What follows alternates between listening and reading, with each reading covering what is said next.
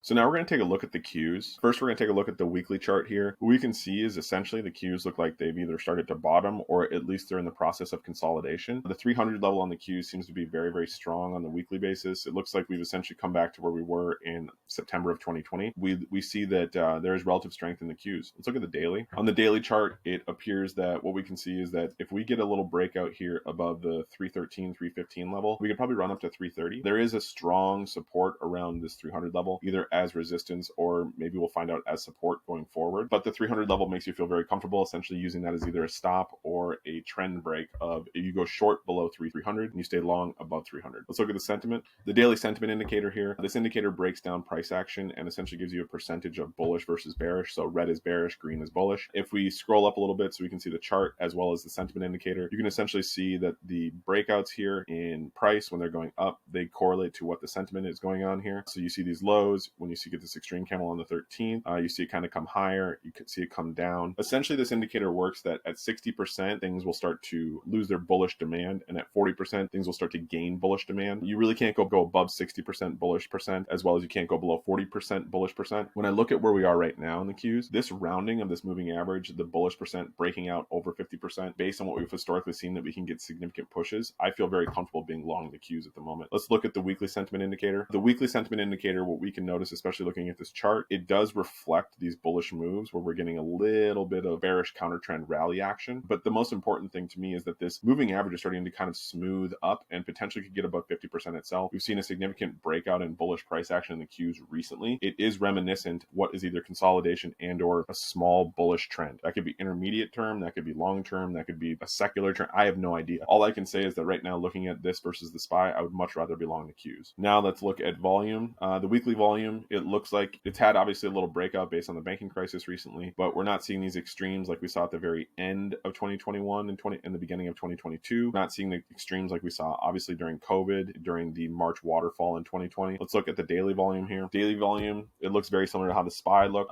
The one benefit here I'd say is that this probably is topping out in terms of this moving average here. For where you expect volume to move, 75 million daily volume looks like essentially the cap. Normally, we got right back underneath that when it came to the price action directly after the Silicon Valley Bank crisis and the fallout of the other banks that also collapsed. Now we're going to look at daily volatility to price correlation. Now thinking about volatility, this is going to be a derivative of price, which means that essentially it is an underlying mechanic driving price action. The red line here is going to be price volatility. The blue line is going to be price correlation to volatility. So when we see a breakout in volatility here, like we saw on Friday for the Qs, and we see that correlation is negative, that would incline to us that price would fall that day, specifically because correlation is negative and volatility looks like it's starting to at least bottom. It's coming off of, because this is zero bounded, you can't go below zero. So you get these nice sine wave kind of looks essentially. It's just up and down, up and down. So when we're coming off a bottom, we do know that we're going to get, if it may not be big, it could be small like this little hill, could be big and sustained like this hill, could be large and sustained like this hill back in 2022. We know that at least from this level, we're going to get a sustained move higher, potentially a plateau, and then a rollover. So we'll want to watch correlation, because if correlation starts to rise and volatility is rising, we would expect some upward moves in the Qs. Let's look at weekly volatility and correlation. Again, here, the blue is the volatility, the red is the weekly price correlation. We're seeing volatility continue to rise, just like we're seeing on the daily, and we are seeing correlation, which is currently negative, but could start to move up. And here's the thing, the correlation is currently negative 60% essentially. If you get any move positive, even to negative 50%, negative 40%, correlation can still be negative. It is the rate and the change that is the most important thing, because even going from negative 60 to negative 50, while volatility is going to continue to climb, at least for a while here, you would expect to see